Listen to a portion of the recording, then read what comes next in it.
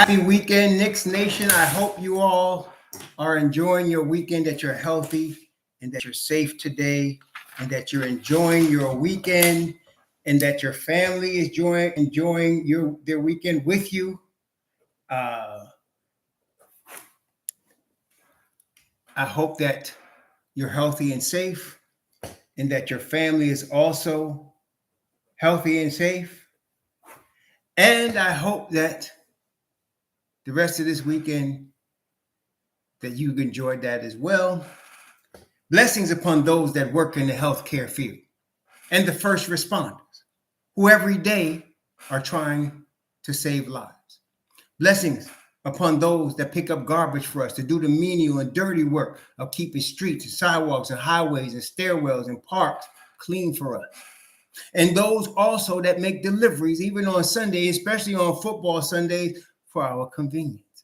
Double blessings on the men and women who every day, no matter what it is, trying to help rescue, deliver, and recover the teenagers and the children that are the constant victims of child molestation and pedophilia.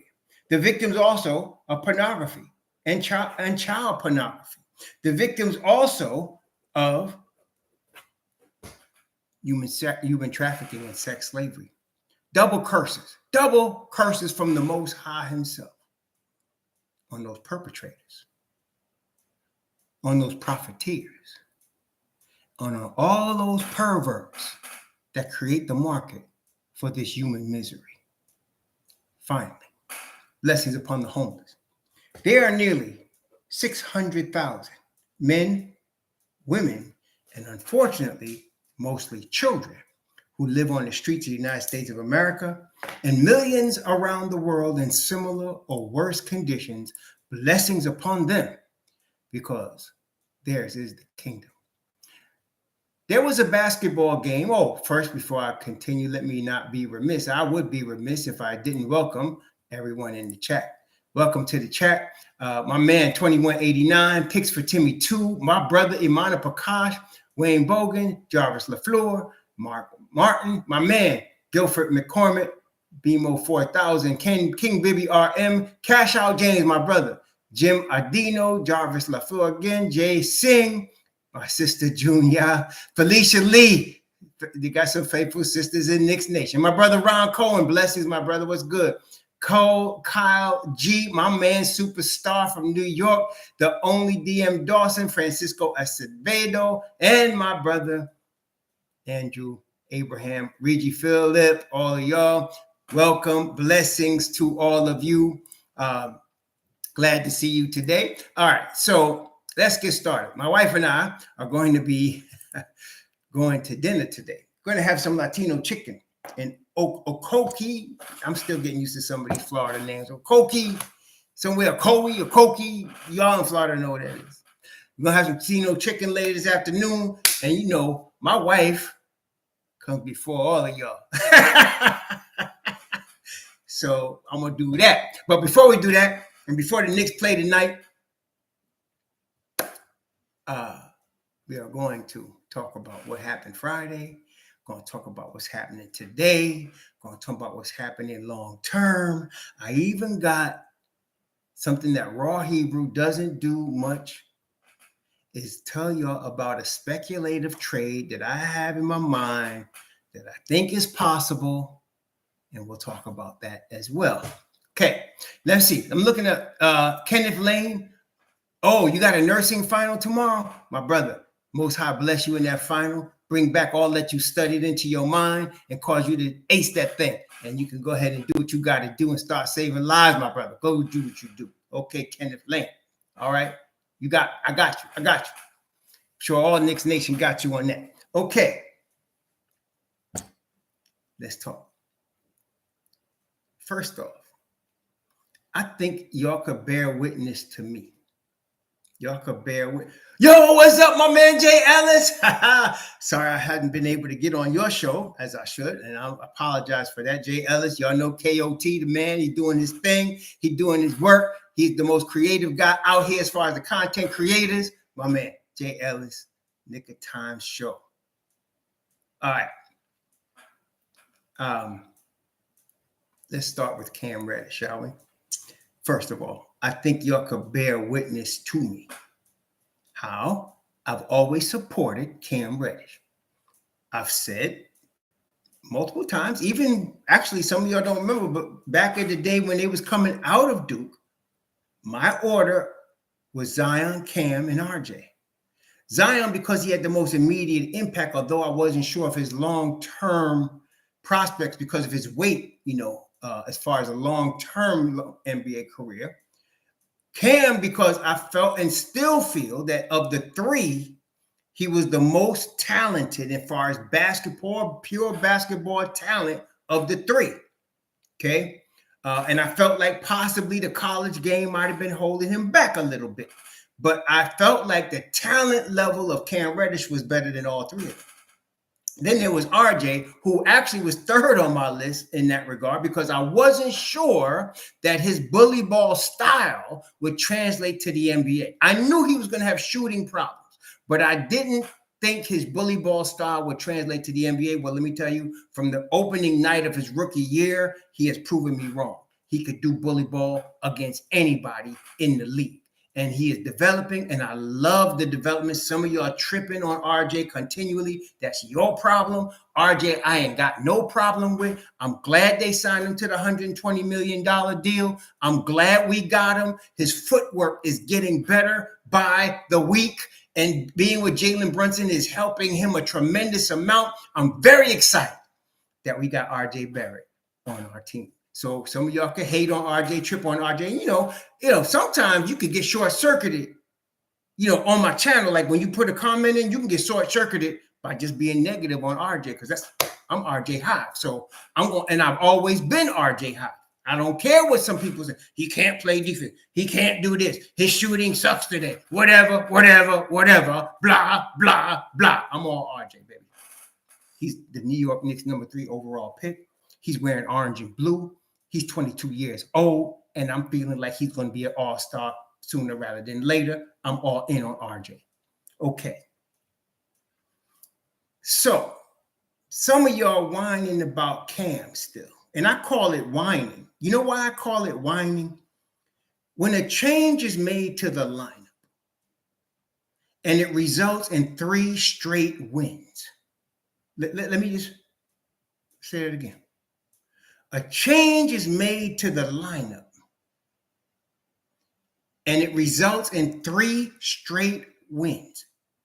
Let me just say that one more time. So y'all, okay, wait. A change was made in the lineup and that change resulted in 3 straight wins with the Knicks holding the opponents to an average of 91 points per game. That's the last 3 games. So 3 straight wins, holding their opponents to an average of 91 points a game.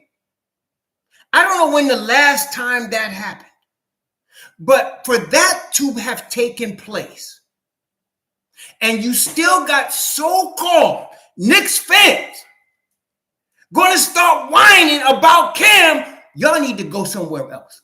For real. Y'all need to go somewhere else. Really. Because at this point, it's just whining. I don't know what y'all expect Thibs to do. He tweaked the line. He's the head coach, 20 years NBA experience. Y'all don't know what the F you talking about. And he made the change and 3-0 under 95 points a game. 91 is the average for the 3. Okay? And y'all still talking about Cam? Listen here. Let me just, and I started off telling y'all, look, that y'all know how Cam hot, right? Let's send the brother away. Hopefully, good luck to him.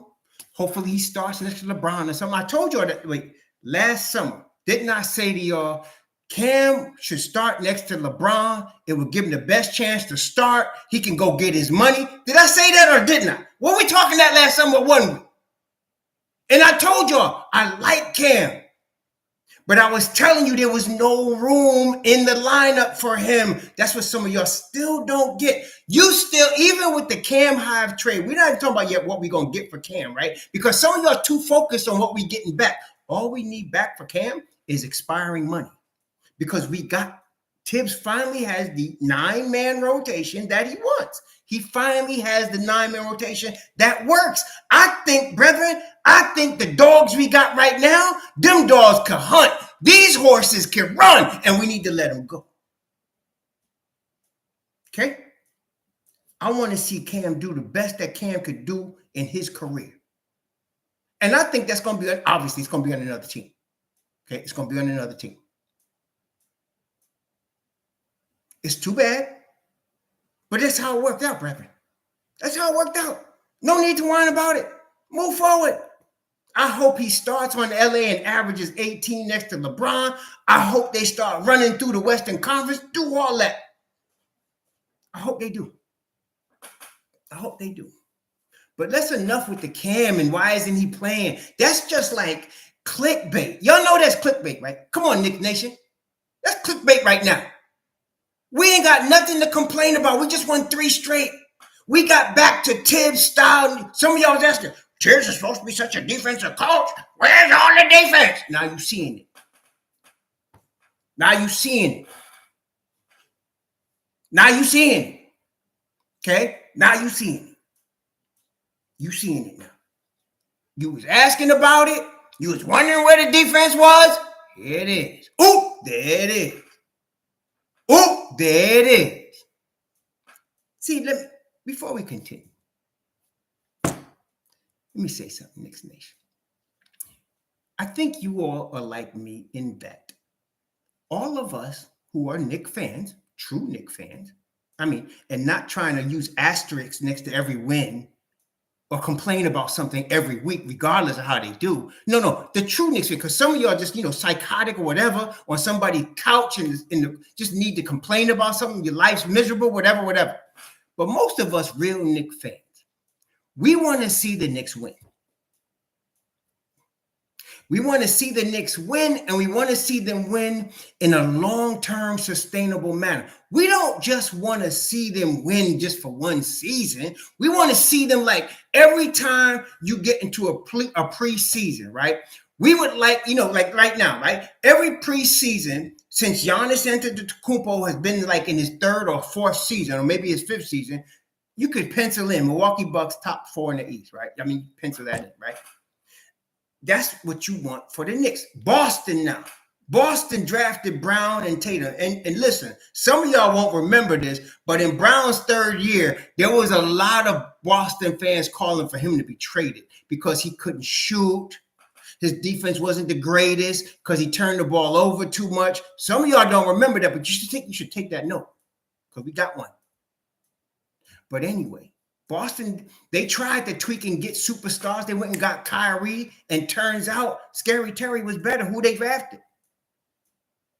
Then they went and got Kemba Walker and Evan Fournier. Held them back. They moved on from them. NBA Finals with the dudes they drafted. Gordon Hayward, bye-bye. With the dudes they drafted. Look at that. Then, now here come the Knicks. Okay, here come the Knicks. Now look, let me just start off by saying, we want long-term sustainable winning. So now you mentioned in Boston, preseason. You ain't got to think about Boston's a playoff team. Everybody knows that, right? Milwaukee's a playoff team. Like, you know that. Milwaukee's a playoff team. Philly's going to be a playoff team. Like, everybody just knows that. Why? Because they've been built in the long term. They're built for the long term. Check that out.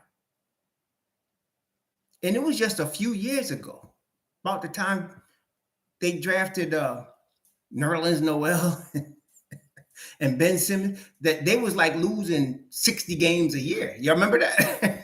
Now, you look at them now with Embiid, who they drafted, with Tyrese Maxey, and you're saying, oh, that's a playoff team right there. And that's whether they have Harden or not, right? That's whether they got Harden or not. That's what we want for the Knicks. When we want so that when July comes around, it's not a question of if the Knicks going to make the playoffs. We want to know how deep they're going to make a run in the playoffs. That's what you want for the Knicks. We're not there yet. And you get there by development, Long-term strategy. Okay? And building your own players. Okay? That's the point. You want to be that team that they mention as, pencil them in for the playoffs. Pencil them in because they're that good. Okay. And the only question is, that's how the Knicks used to be with Patrick Ewing. When they had Ewing, when Pat Riley was coaching, and then Jeff Van Gundy, it wasn't a question of whether the Knicks were going to make the playoffs. The question is, could they overcome the Bulls? That was the question. And so I'm not telling you, we're not talking whether they championship or not. Let's not get silly. We're not talking about that right now. What we're talking about, though, is creating a long-term, sustainable winner. That's what we're talking about. Okay, it's very hard to win championships in the NBA. Very hard. But you got to build it the right way. The Knicks have started the process. The draft picks that they have done over the last 2 seasons, not even including what Steve Mills did by drafting R.J. Barrett, by drafting Mitchell Robinson in the second round, the steal of that draft. Not even that. We're just talking about since Leon Rose has been here. The last, you're talking about Obi Toppin, Emmanuel Quickley. You're talking about Quentin Grimes. You're talking about Roku Jokovitis. You're talking about Deuce McBride. You're talking about Jericho Sims, those 6 players. Okay? Okay? Calm down. See, some of y'all jumping the gun already. What you want 2 years ago? What are you going to do? Calm the flock down and listen. Okay. Last year, a year ago this past June, okay? Year ago this past June, I was telling you about this kid in West Virginia. I was telling you about this kid from Cincinnati named Deuce McBride. And some of y'all was tripping. Hey, who Deuce McBride? We need to go get Sharif Cooper. We need Sharif Cooper. Some of y'all remember that? Sharif Cooper gonna be an all-star. Forget Deuce McBride. We need Trey Mann. Some of y'all remember that? And I said, no, y'all better watch this guy, Deuce. I said, he's a lockdown defender. Can't be that good. So we drafted him. Okay? And I told you about this kid out of Houston that I said at the time was the best rebounding 2-guard in the country, and that he could play lockdown defense. His name was Quentin Grimes. And at the time, Quentin Grimes and Deuce McBride were both looked at as late first, early second rounders, both of them. Okay. And I didn't care what order they got him in. I just wanted to get him. Some of y'all talking about Kai Jones. Some of y'all was tripping about Kai Jones. Oh, we need to go get Kai Jones. We need Kai Jones. Forget Mitchell Robinson. Some of y'all need to calm down and look back. So they drafted those 2 kids. Those 2 kids played summer league. It just so happened that summer league was the summer league for Obi Toppin and Emmanuel Quickley to show their game. Remember that was the summer league after the COVID stuff shortened the previous season, and they hadn't gotten summer league, so now they came in and they showed out. But still, you saw the flashes even then of Deuce and Quentin. You saw it. And at the time, I was saying from that time, Quentin Grimes is Allen Houston 2.0, and Deuce McBride is like Marcus Smart. I was telling you, and some of y'all was like, nah, you crazy. They're not going to be that good. No. Then came the season. Now, I got to tell you, I learned some more things about Tom Thibodeau. See, this is the thing I need to also let y'all know from the jump. I am all in on this management, and I have not been that way in a long time. The last management I was all in on was Donnie Walsh. I felt like Donnie Walsh could have took us to the promised land if he was allowed to. But at that time, unfortunately, our boy Dolan hadn't grown up as an owner yet. And I'm serious, he hadn't matured as an owner enough to keep his hands out of the basketball business and let his man that he hired do his business. I thought Donnie Walsh could take us to the promised land. But he wasn't allowed to because Dolan interfered. Dolan interfered with him. Donnie Walsh was basketball genius. Some of y'all didn't remember him, but he was really good coming out of Indiana. Basketball genius.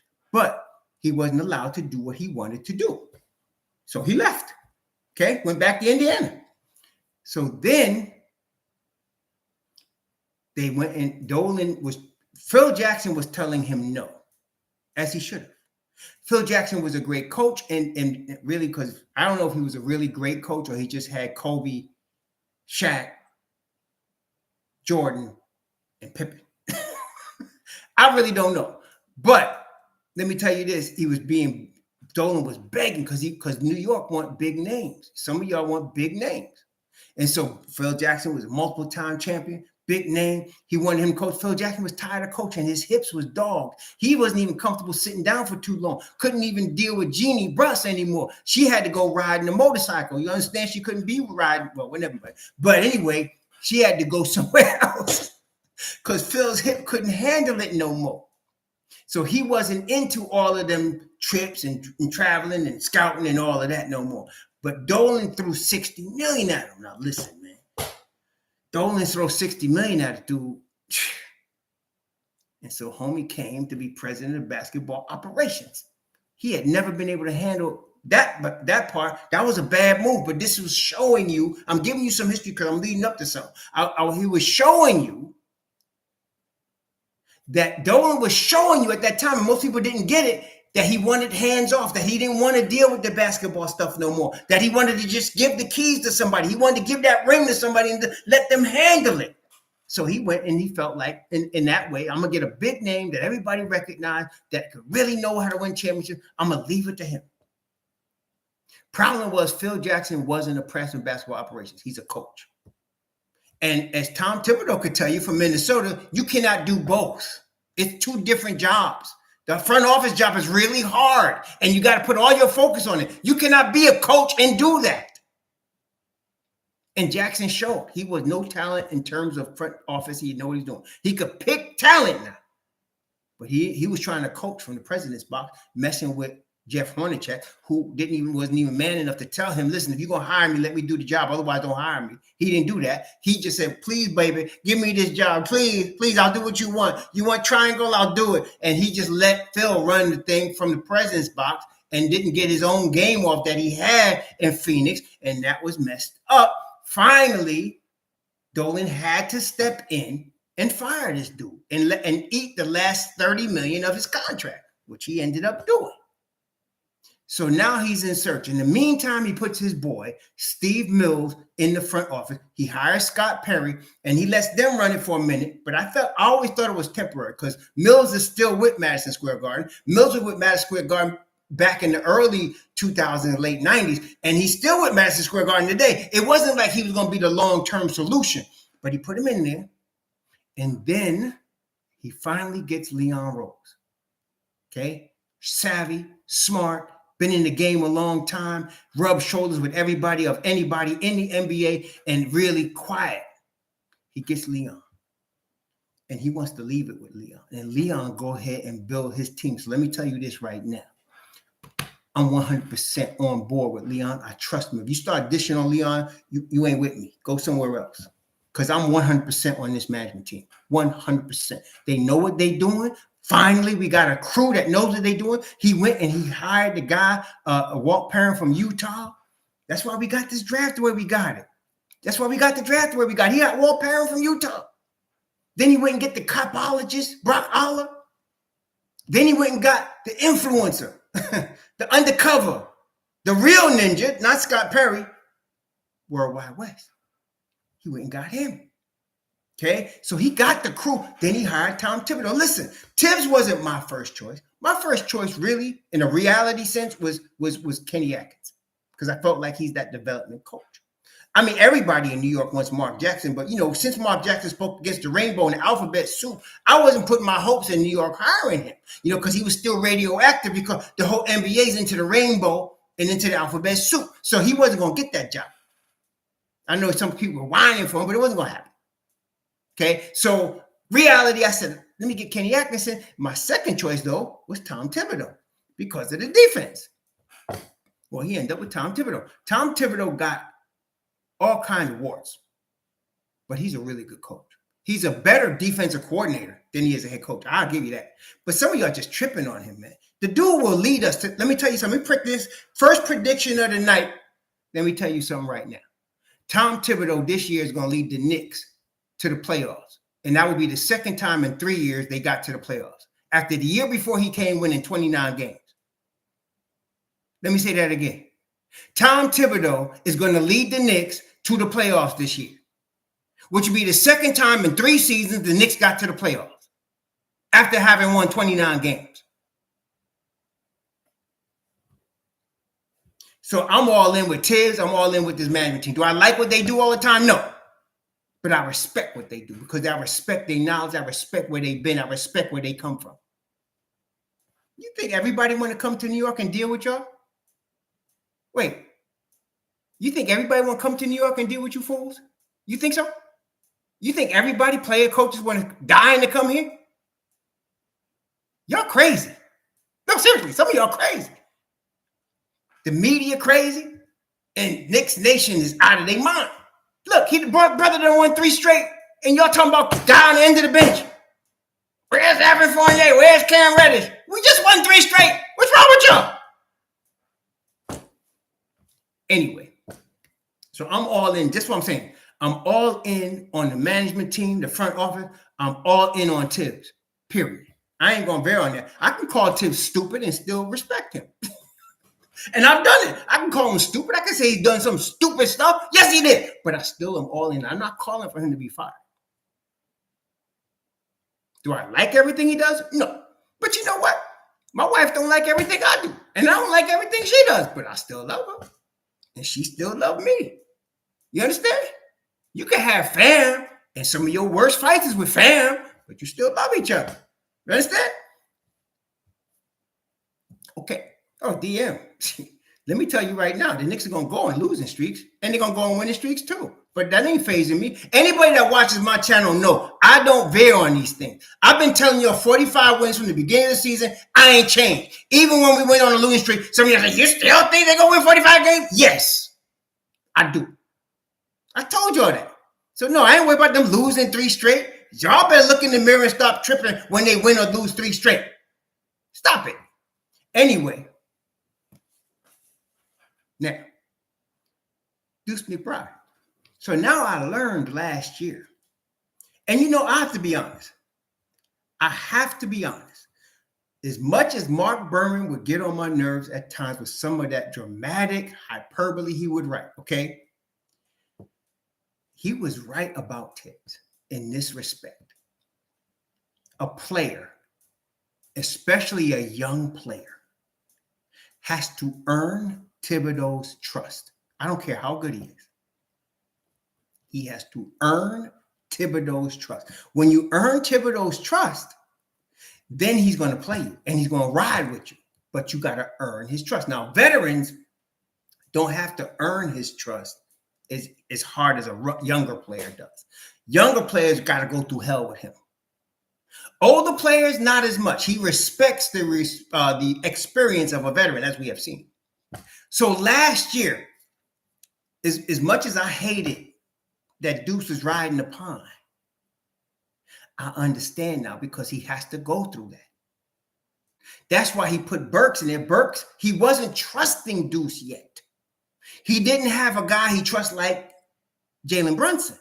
So to him, the best that the Knicks played under his watch was when they had a big front guard, a big point guard at the point of attack. Remember, they had 6'4", 200-pound Elfrid Payton who couldn't shoot, but the Knicks was number 1 in defense. Okay, you can't deny that. And Elfrid Payton played a big role in that defense. Okay, so now the only guy he had like that was Alec Burks, who wasn't as good defensively. He was improved, but a fourth quarter dude, but he was way out of his element as the starting point guard. But in Thibs' mind, that's all he had because he didn't trust Deuce at the point yet. And he didn't believe IQ's a starting point guard, obviously. So that's what we had last year, and we struggled, right? And then Kemba was taken out. It didn't take long for him to remove Kemba from the rotation completely because Kemba wasn't going to work out. He was playing on one leg. He already, even in his best years, was a defensive liability. And so Thibs ran with him. I believe he ran with him to show Leon and them, this guy ain't going to work. And when he showed it, he pulled him. He ain't waste no time when he said, no, he's not on the bench. He's out of the rotation. So Deuce, in the meantime, showed up in shape his rookie year, worked his behind off so that even Thibs was mentioning him. Rose was mentioning him. People were saying, listen, this kid comes early. He stays late. He works hard. But he had to go through the Thibs hell first. Okay. Here we coming this year. They go and get Jalen Brunson. They were targeting Jalen Brunson. When Dallas offered Brunson $55 million in January, it was too late. It was too late. Okay. The Knicks already knew. That's why they went to the game. It was kind of arrogant, but they went to the game knowing already they want to get him. They didn't even need to really talk to him. They knew they want to get him. So that was telling Emmanuel quickly, you're not going to start for this team at the point guard spot. You're just not. And everybody, I believe, in the beginning of this summer that was watching the Knicks knew that Quentin Grimes was the guy that they were grooming to take over the spot. Everybody knew that. Some of y'all was still arguing with me. Evan Fournier is going to be the guy. And I was telling you, no, it's going to be Quentin Grimes.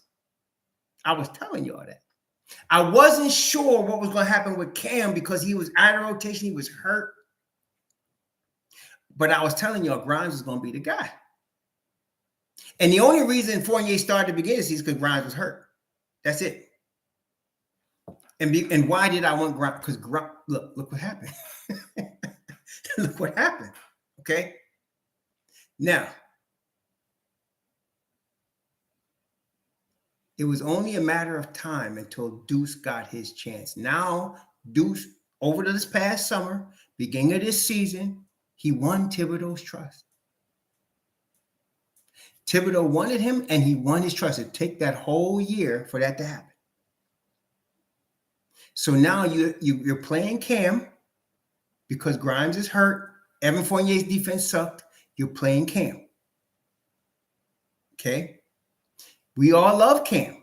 But then Cam groin got slight pull, running after Stephen Curry. And then here come Grimes. And Grimes have been in there. So then Thibs figures out, and he did mention this. He did mention this in the preseason and in the camp, if y'all remember, some of y'all remember. He said he'd like to see Deuce and Grimes run together. He said that. He said, I'd like to see Deuce and Grimes, have some minutes on the floor together. And so a week ago, he pulled the trigger. And he had to sit somebody. It was going to be Cam. Deuce won his trust. Cam wasn't drafted by Thibs. Deuce won his trust. Deuce waited his time. Grimes is his dude. Boom. D Rose, and I told y'all, some of y'all was like, we're depending on D Rose. He can still play. And I told y'all, the dude's going to be 34 in October. He's not the same. He can help you in the playoffs 15 minutes a game, but honestly, he needs to be out. And his contract at $14.7 million is expiring. That's cap money for us. Thibs made the decision. And you all know he loved Rose, right? He loved Rose so much that when he made the decision, I told you, Rose is out. And some of you said, well, nah, Rose is boy. This is just temporary. No. And I told you. And look what happened. And he loved Rose, but I told you, he liked to win. That's what I like about Thibs. He wants to win. We don't always agree on how that gets done, but that's what his heart is. He wants to win. Some of you said he played favorites. He plays his favorites are the guy that's going to help him win in his mind. The guy that's going to help him win is his favorite. It's not that he just likes the way this guy's face looks. Can you play for me? Can you do what I want you to do and win the way I want you to win? That's what he wants. So Deuce won his respect. Hey, Russell, thanks for the $5 super chat. Hey, I love your show. Deuce comes with that football. It's right. He does. That's right. Thibs asked for him and Grimes. He got him. Now they're in the rotation. So let's talk about this. Now you got a 9-man rotation. That's typical, really, in the NBA. If you look at all the teams, some go 10 sometimes. Usually the losing teams do. Some go 8. Some do. But generally in the NBA, it's a 9-man rotation. And Thibs said that. It's true, though. It's a 9-man rotation. And for Thibs, he likes to ride that because he likes units. So he wants to find the 9 guys. And last Sunday, he did. He found his 9 guys. Okay, he found them.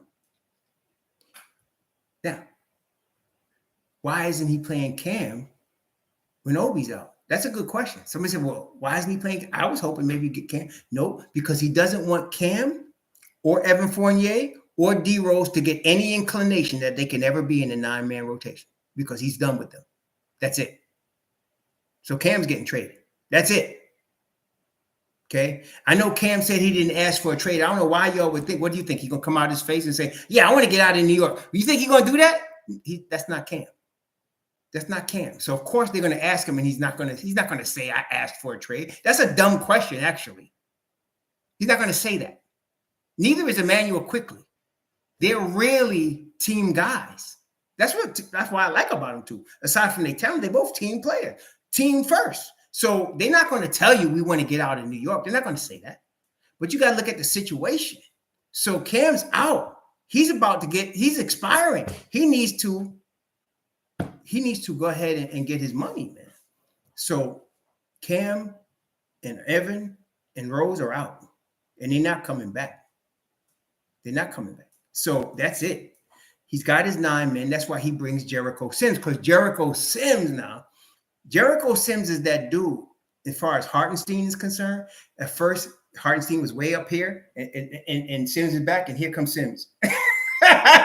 Here comes Sims, man, and he's about to pass you. So Sims is coming, you know what I mean? And so, yeah, that's it. So now he's got his 9-man rotation. Okay, he's going to run with them. Okay, and y'all know, some of y'all know for the first 2 seasons, am I lying if I say it takes Thibs about 30 games to figure out who his rotation is going to be? Isn't it? It takes about 30 games, man. And look where we at. You know, game 26, this is 27 tonight, right? So it takes him that's not unusual for him to figure out who his rotation is going to be. Now he got it. He's going to ride with it. And that's why I told y'all, and I'm still telling you, they're going to get better. They're a work in progress, and they're going to get better as the season goes on. Will they have another winning streak? Yeah, and I ain't going to trip because you got to look longer and bigger picture than just, but they're going to get better as the season goes on. And I feel like still as the season goes on, Jericho Sims will overtake Hartenstein. I just feel it. I feel like he's better. He's got too much talent. He's developing. He's really, and Thibs likes him. Thibs likes him. So I think it's Hartenstein for now. But I wouldn't be surprised if over the course of time, Sims takes over that spot. And this is how it would happen. It wouldn't be a demotion. You'd see Hartenstein miss a game or 2 and Sims turn it out, and then Thibs would stay with Sims. See, that's how you're going to that's how it works. Okay. Hartenstein will lose his spot because they start winning big with Sims in the second unit. That's how you're going to see it. Now, the Charlotte game was typical of what we've been seeing. Okay, tough defense. When I saw, and this is typical of the 3 games, the first quarter ended and nobody scored 30 points. Generally in the NBA, somebody scores 30 at the first quarter and somebody scores 60 at the half. That's the modern NBA with the 3-pointer and all that. But when you start seeing the Knicks in the last 3 games, nobody scored more than 20-something points in the first quarter. That's a low-scoring defensive game. CL Kendrick, thanks for the $5 for winning today. Sims is the future. I ain't going nowhere. I like that, brother. I like that. I like that energy. But and what's going on? What's going on is the Knicks are trying to keep the turnovers low, because you keep the turnovers low, you're taking better care of the basketball, right? And it slows the pace a little bit. They still want to run when they get opportunity, but they'll really want to control the ball. Okay. And that keeps the score. And then with the defense, the way they're playing it in half court now, so when I looked at the game last night and I saw the first quarter was 20-something to 20-something, I was like, okay, we good. And then they didn't actually hit 60 to like the third quarter. Okay. And so I knew we were going to be all right. Now, also in the NBA, again, as I told y'all, right, any team could beat any team on any given night. It's the NBA. Everybody's good in the NBA. Some of y'all don't. Thibs says that all the time, and it's absolutely true. When you play in the league, you're one of the 400 or so best players of basketball in the world. So everybody is good. And so although over a longer 82-game season, generally the best teams rise to the top, and in the playoffs in the 7-game series, the best team generally wins. But in the average NBA night, because of all the talent out there, anybody could beat anybody on any night. Okay, so we talk about they were missing this guy and they were missing the guy. Stop. This ain't high school. In high school, you're missing the guy one night because it's one and done in high school and college, right? So that can happen, but not in the league, man. These guys are in the league. So you got to figure out, night to night, how to beat everybody, no matter who's playing, because they could beat you. Anybody could beat you. Okay. Now,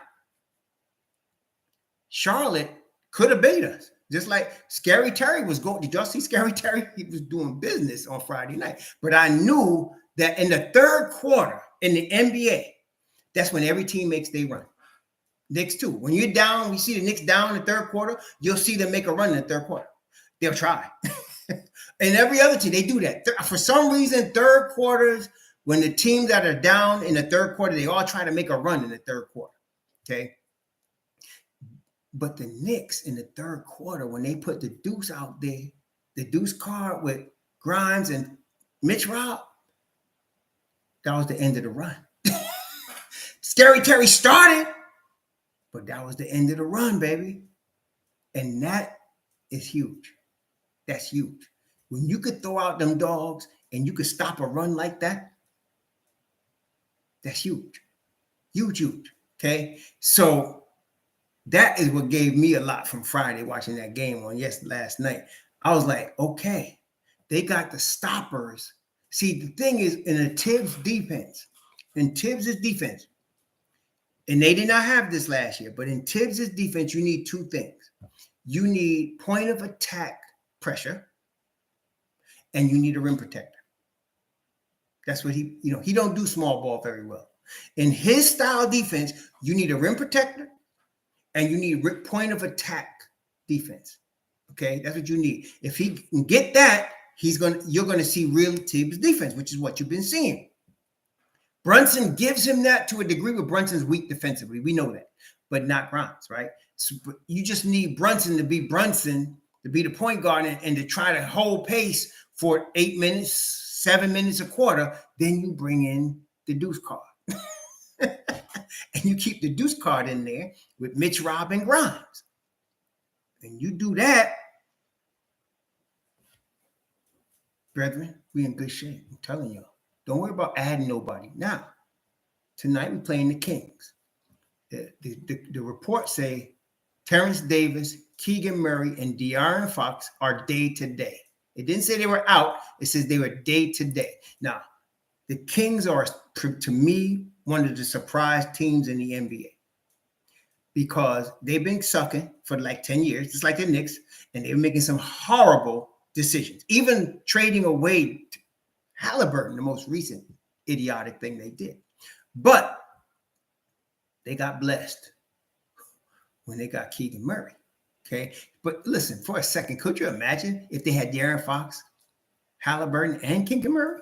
But anyway, so bringing in Mike Brown, who's not one of my favorite coaches, honestly, but I respect him. He's been in the NBA a long time, a lot of experience in the NBA, knows defense.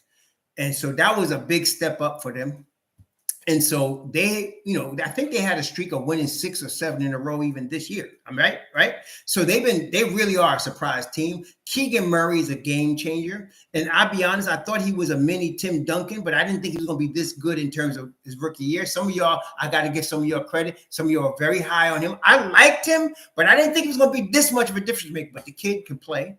And putting him next to Sabonis was the smartest move they could have did. And so now you got, and they were struggling earlier this season. Keegan Murray didn't start the year in the starting five, but about 10, 12 games ago, they put him in the starting five. And since then, they've been rolling, okay? So even they beat somebody the other night without De'Aaron Fox. They beat somebody without De'Aaron Fox, and they didn't even have him. They put Davion Mitchell in there. And they rolled, man. They beat Cleveland. 106-95. That was their last win Friday night. They beat Cleveland, and they didn't even have De'Aaron Fox. Yeah, wait. CL Kendrick, $5 super chat. Thank you, my brother. I don't want to get too far ahead of ourselves, right? Let's take this one game at a time. But I hate. It's possible. It's possible. He said we could beat the Bulls 2 straight. I don't want to jump too far ahead because then we'll be disappointed. You see what I'm saying? So let's wait. Let's wait. They could beat the Kings today at MSG, but two problems. Number one is at MSG. For some reason, our team does not play good at home. Number two, the Kings are good. The Kings are good. The Kings could beat us. Okay. I don't care if they don't have De'Aaron Fox, they're still good. Davion Mitchell is really good. They got Kevin Huerter, who we know can play. Kevin Huerter has really found a home there. They got Malik Monk, who's found a home there. Harrison Barnes, we know is solid. Keegan Murray is good, and of course they got Sabonis, and they got a roughneck, Rashard Holmes, who's hardly getting any time. But I always like Rashard Holmes. He's a roughneck, man. So I think we got to come to play. But again, I like our chances today. I told y'all they could have a good night. I told you Friday morning when I did the video, right? I said they should have a good night against Charlotte, right? Didn't they? They did, right? Tonight, I like their chances also against the Kings. It's not going to be an easy game at all. But this is really, especially if Keegan Murray plays, it's the first real test of this new point of attack defense of Grimes and Deuce out there. And I still like our chance. I think we'll be okay. Randall is the question mark. If Randall is playing good, the Knicks are going to have really good night. Okay, if he's playing good. But the Mitch Rob, Grimes, and Deuce triplet, that's the key here. The Mitch Rob, Grimes, and Deuce triplet is the key here. If we could get that, it would be a good shape. Another key, Brunson needs to be true point guard mode. Yes, Julius will try to dominate Sabonis like always. That's right. You're right about that. Russell B, thanks for the $5 super chat. And this is the thing. Honestly, though, for the last 3 games, Brunson hasn't played well. I mean, do y'all agree with that? He hasn't played well the last 3 games. And that's the thing. We still won. He's been shooting the ball terribly. And we still won. Okay? Imagine if he's on his game. That's what I'm saying. So that's a good sign. He hasn't played well, and we're still winning. Also, maybe you haven't caught this, but RJ's been doing work last 3 games. RJ's been doing serious work last 3 games. Have y'all noticed that? You RJ haters? He's been doing serious work last 3 games. So if RJ comes to play, but that's going to be a tough matchup. RJ and either Huerter or RJ against Harrison Barnes. That's going to be a tough matchup, man. We're going to see what happens. But I like the matchup.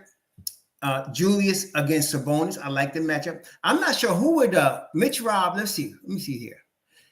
Mitch Rob would probably be guarding Sabonis. Julius would probably be guarding Keegan Murray.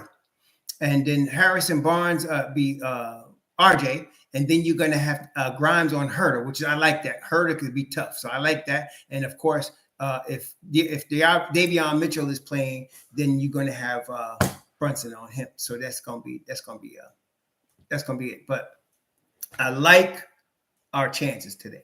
I also like the Knicks bench. They got Dellavedova, Malik Monk, Terrence Davis is out right now. Okpala is really a hustler. Trey Lyles.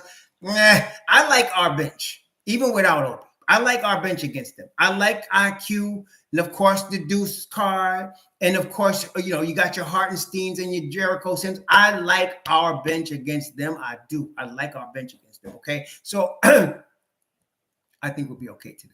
I don't think it's gonna be easy now. I ain't saying that, but I think we could do this. I think we could do this. I think we could do this. Okay. Now, I got a trade for y'all. Well, not really a trade, but a free agent sign. Not this year. Matter of fact, speaking of this year, I don't think the Knicks, aside from trading Cam, D Rose, and Evan Fournier, they shouldn't do nothing else. Just trade them, get this expiring money. I want expiring money. I want no money going into past next summer. Get some expiring money. And then that's why I'm looking at players like Eric Gordon. Eric Gordon expires. Okay. And we can even buy him out. I wouldn't mind Eric Gordon. This is not the trade I'm talking about, but I would not mind Eric Gordon and Tari Eason for Hartenstein and Cam. I wouldn't mind it. I'm just saying I wouldn't mind it. I'm just saying I wouldn't have a problem with that. Alisa Calendar says rebound, we rebound, we win. Also, Jalen doesn't look completely healthy out there. He's probably not. He's probably, Elisa's right. Thank you for the $5. He's probably banged up. But I wouldn't mind Hartenstein and Cam for Tari and Gordon. I would have no problem with that. I wouldn't have no problem with that at all. Two reasons. Number one, you open up a rotation spot for Tari. We got expiring money. 19 million expiring, Eric Gordon. I wouldn't mind doing that. I wouldn't have a problem with that. With y'all, I wouldn't have a problem with that. But that's not the trade I'm talking about. But I wouldn't have a problem with that. No, this year, I just want to clear space by moving Cam, moving Evan, moving D-Rose, and rolling with Svi and whatever else we got on our bench, and just keep the crew that we got, the 9-man rotation. I'm more like that this year. Let's see what we got. Because look here, man. We're really closer than people think. We really are. I want if you let Obi's injury kind of sets us back a little bit because I want Obi to show himself a little bit more this year. Also, though, but the good news about Obi's injury is this. Obi's not going to make no waves about starting, having missing his time. He's not. He's going to be content to sit in the second unit, which is fine. We want that, okay? Let him be the second unit, dude. You know, to me, Obi and IQ is what makes up Mobb Deep, man. That makes up Mobb Deep. But let me tell you about this. There's a guy that's matured as a man. Talent is good. He's learned how to play within himself. He's not quite a superstar, but he is an all-star. And if we can replace Randall with him, I think we go to the next level. Who am I talking about? Who am I talking about? Who am I talking about? I know y'all going to think I'm crazy. I'm talking about one Kristaps Porzingis. Yes, I'm talking about Kristaps Porzingis. Let me tell you why. Let me tell you, I know some of y'all going, and I understand if you say, man, Raw, you have lost your freaking mind. I can understand if you say that. I can totally get it. I totally get it. But let me just explain. Let me explain why. Let me explain why I said that. For right now, Bradley Beal is their top gun, okay? Bradley Beal's their top gun, and they've committed $200+ million to him, $43 million next year. They got Kyle Kuzma, who's $13 million. Then after that, they got a lot of young dudes. They got Rui Hachimura, Denny Avdija, Johnny Davis, Corey Kispert, Daniel Gafford. All of those are young dudes, 24 or under. All right. What I'm saying is, they're not going nowhere.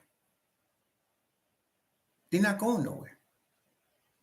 Right? They're not going nowhere. So now you committed $200 million to Beal, and you got a bunch of young players. If I'm Washington,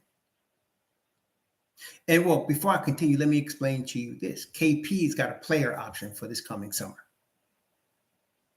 $31 million player option. Okay, just keep that in mind. So basically, if he doesn't exercise the player option, he's a free agent. All right? If he doesn't exercise the player option, he's a free agent. Okay. Washington needs to really blow it up and go young. If I'm Washington, I blow it up and I go young with the young core that they have. I get Daniel Gafford, Corey Kispert, Johnny Davis, Denny Avdija, Rui Hachimura, and I go young. I try to get rid of Beal. I try to move Beal to a team that's desperate to get somebody like that, willing to give up the farm of picks or whatever, and take him. I don't want him, but I'm saying that's what I would do if I'm Washington. I'm trying to move him. So now I'm starting over with my young core. So you don't want to pay KP if you're going to blow it up and start over. I'm moving Julius Randle. And if IQ wants to go start for somebody, I'm moving him too. In fact, if IQ wants to start, he would start for the Wizards. He's from the DC area. You start You start IQ, you bring on Randall, or you move Randall somewhere else, and you bring us KP. You have KP, Mitchell Robinson, RJ Barrett, Jalen Brunson, and Grimes. Wait, let me say it again. You have KP, who averages 25, 27, if he wants to, 22 on a bad year. KP, who plays better defense. He plays better defense than Randall.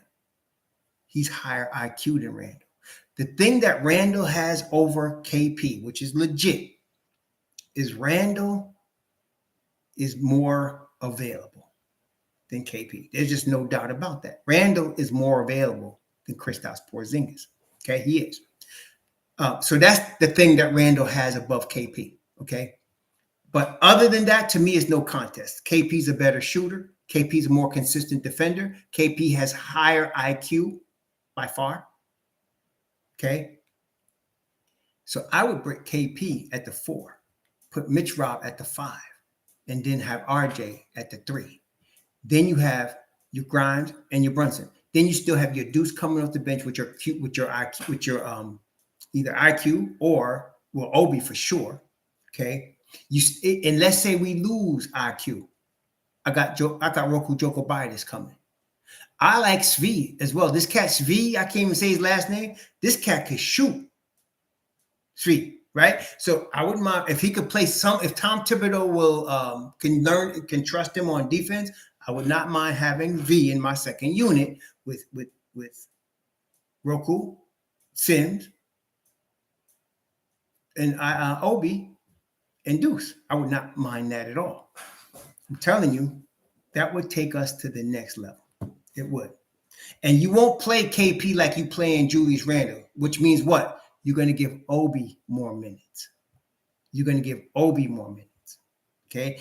I've been watching, I don't know if you are, but I've been watching KP this season, really. 26 games. He's played all 26 games. He's playing more within himself in terms of, he's not trying to do too much. That's what gets him hurt. He's playing more within himself. Okay. Not only that, I really think that KP regrets how he left New York. I think he regrets what happened. I think he regrets how his brother handled things with the management. I think he regrets not coming to his exit interview with Phil Jackson. I think he would like a second chance in New York. I really feel that. And if you think about this, right? If you think about this, KP was drafted by the Knicks. Mitchell Robinson was drafted by the Knicks. RJ Barrett was drafted by the Knicks. Quentin Grimes was drafted by the Knicks. In your starting 5, you'd have 4 players that we drafted.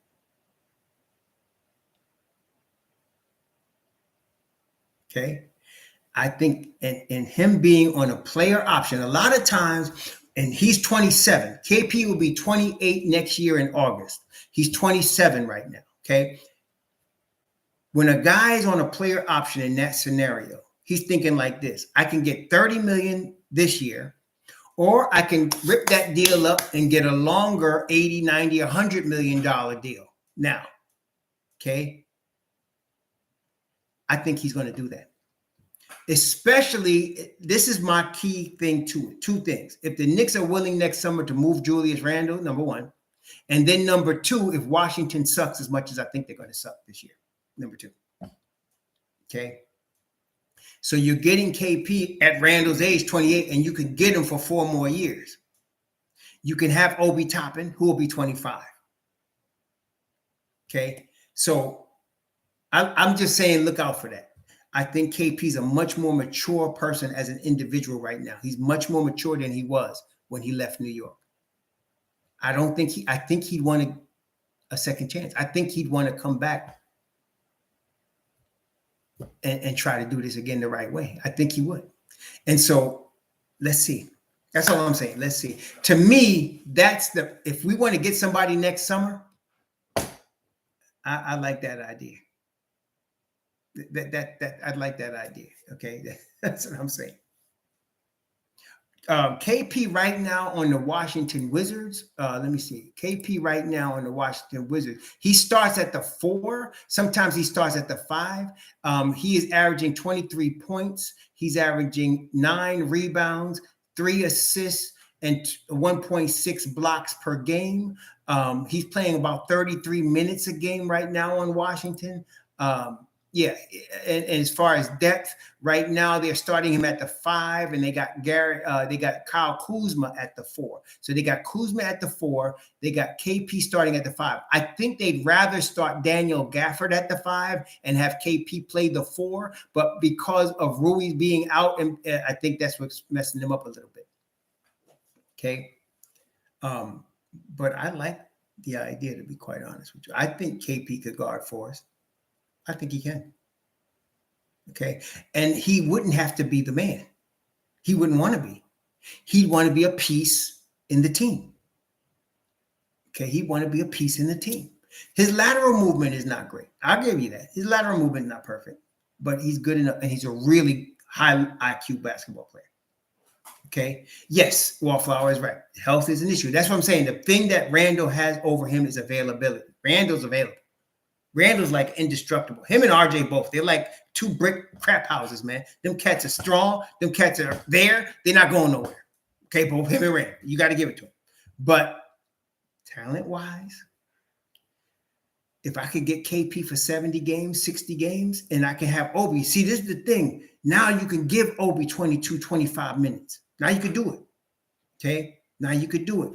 If you play KP 25 minutes, you could give Obi 22, 25 minutes.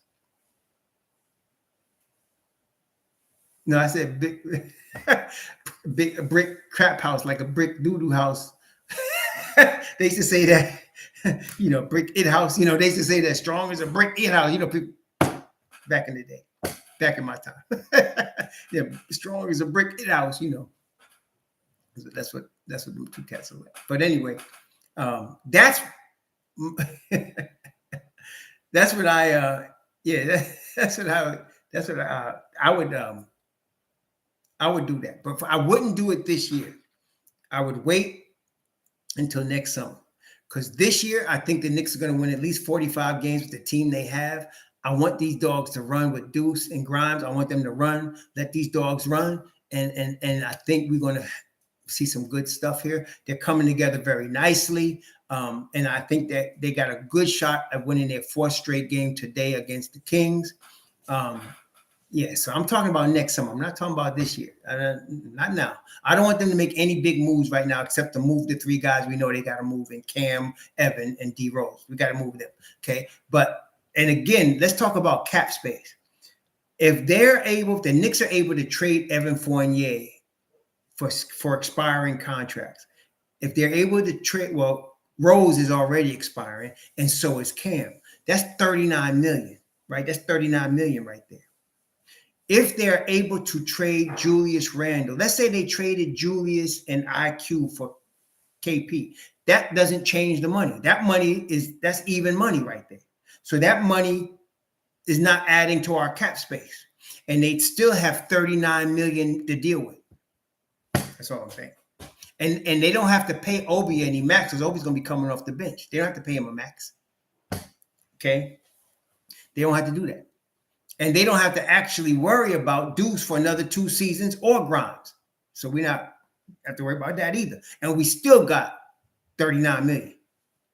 That's all I'm saying. Okay? To me, that looks good. I like that. Some of y'all have been whining about a stretch 5.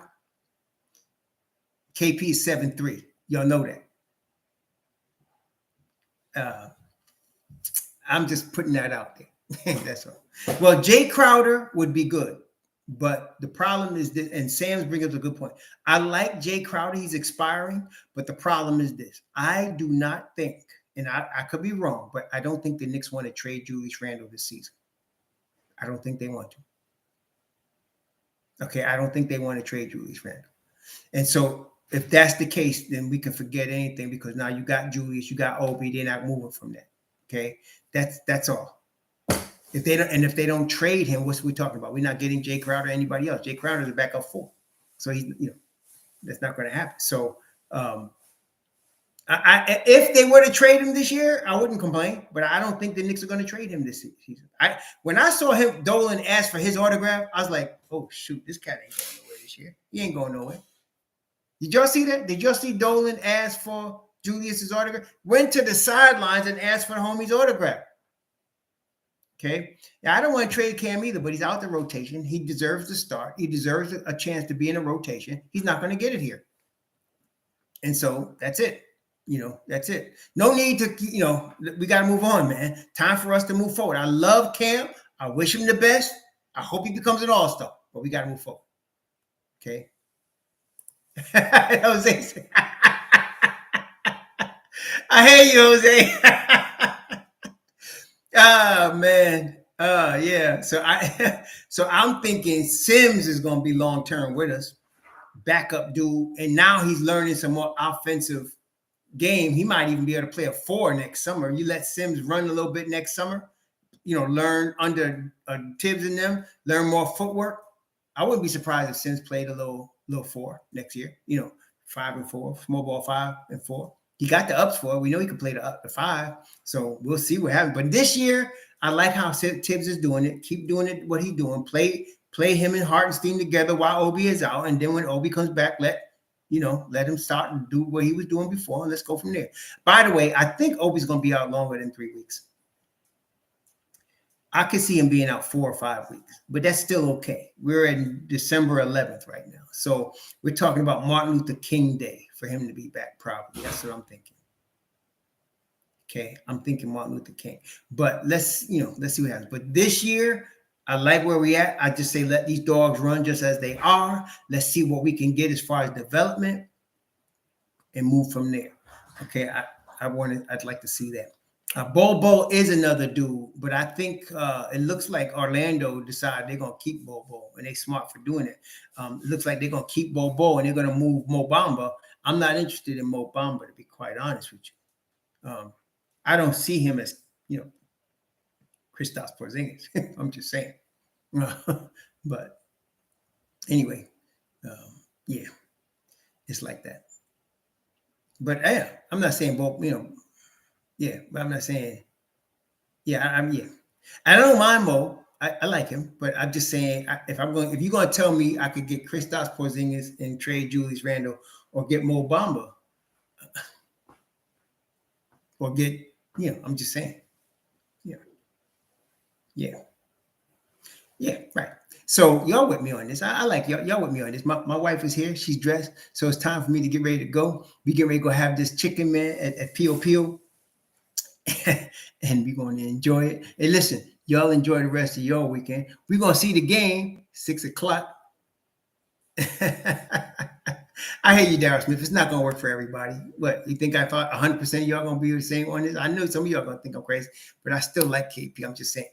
But anyway, y'all be safe out there, man. Enjoy yourselves. I'm going to enjoy mine. Most High protect you, be with you, have your back. Shalom.